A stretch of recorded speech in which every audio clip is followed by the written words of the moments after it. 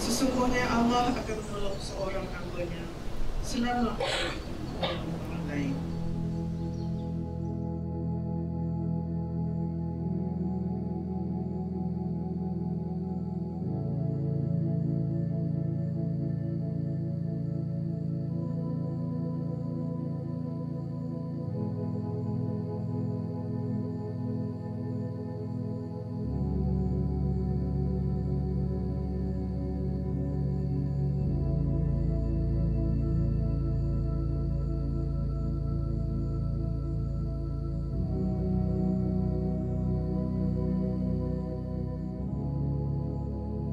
Saya mengambil keputusan untuk melawat Hospice Malaysia hari ini kerana saya merasakan masih ramai rakyat Malaysia yang belum menyedari kepentingan penjagaan paliatif untuk ahli keluarga, dan organisasi seperti Hospice Malaysia dapat menawarkan khidmat nasihat dan bantuan kepada pesakit yang sedang menghadapi serta menderita penyakit kronik.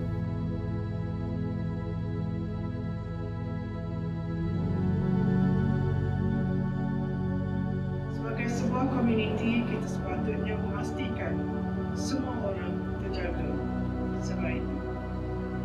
Sekiranya kita ingin menjadi masyarakat yang prihatin ke atas semua ahli-ahlinya dan tiada yang terabai, maka kita mesti menyedari bahawa golongan yang kedudukan kewangannya tidak berkuat untuk meringankan kesakitan yang dilalui oleh ahli keluarga mereka perlu bantuan dan sokongan.